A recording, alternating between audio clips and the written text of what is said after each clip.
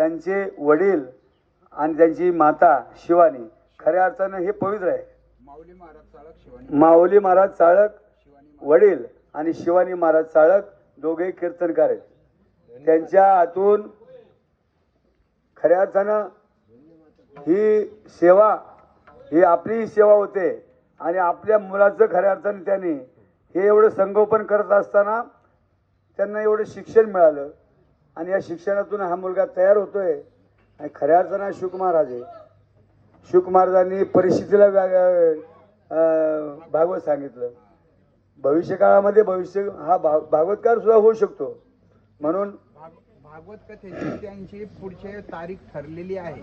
2028 साली भागवत कथा त्यांची तारीख फिक्स झालेली आहे. हे पहा अगदी 2 वर्षानंतर म्हणजे 2028 या ठिकाणी 2000 बाबांच्या मुखातून या ठिकाणी वाक्य आलेलं आहे.